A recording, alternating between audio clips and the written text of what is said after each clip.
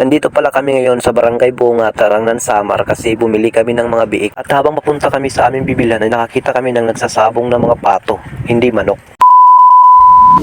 Yo, what's up, good day mga ka-explorer. For today's video, nandito kami ngayon sa Barangay Bunga, Tarangnan, Samar kasi bibili kami ng mga biik. Tara, samahan nyo kami. Kasama ko pala dito ang mga kapatid ko, pati ang mga pinsan ko. Bali, kukunin na namin ang mga nabili namin na biik. At habang papunta kami sa amin na pagbilhan ng biik ay nakakita kami ng mga pato na nagsasabong. Akala ko mga ka-explorer na yung mga manok lang yung nagsasabong, pati din pala yung mga pato. At kahit tinapitan ko na sila, ayaw pa rin nilang magpapigil. Kaya pumunta na kami kung saan kami nakabili ng mga biik para makuha na namin. At dito mga ka-explorer ay kinukuha na ng kapatid ko ang mga nabili namin na biik. At isinisilid na ng kapatid ko yung mga biik na nabili namin sa sako para bitbitin na namin pa uwi. At dito mga ka-explorer ay binuhat na ng pinsan ko yung dalawang biik na nabili namin. Bali, dalawang biik lang pala yung nabili namin mga ka-explorer kasi yung ibang mga biik hindi na binibenta. Tapos kasya lang din sa dalawang biik yung dala naming pera. At dito mga ka-explorer ay pauwi na kami sa bahay ng lula namin at ipapakita namin sa kanila yung mga nabili namin na biik. Medyo malayo-layo pala yung linakad namin mga ka-explorer kasi nasa bukid ang mga kulungan ng mga nagbibinta ng biik. Kaya kailangan mo pang pumunta ng bukid para makabili ka. Salamat nga pala mga ka-explorer sa mga walang sawang sumusuporta sa mga vlog ko.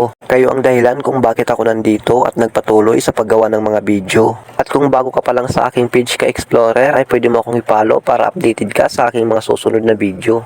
At kung gusto mo akong suportahan ay pwede mo rin i-share ang aking mga video.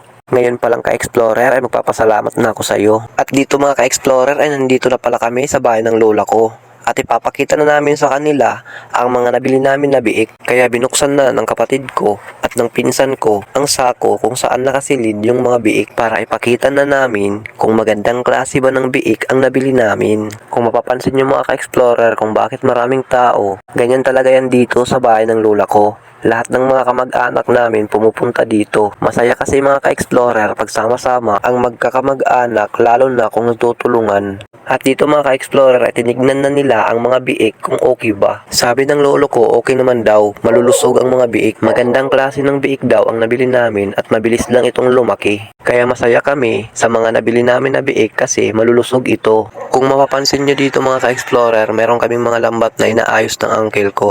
Kasi ito talaga yung hanap buhay namin, pangingisda. Baka makikita nyo din mga ka-explorer sa susunod namin na mga vlog ang panguhuli namin ng isda. At ayan na nga mga ka-explorer, ay tinali na ng kapatid ko pati ng pinsan ko ang mga biik para hindi na makawala. At para pag uwi namin bukas ay madala na namin. Hanggang dito lang muna ang video natin ka-explorer. Thank you for watching.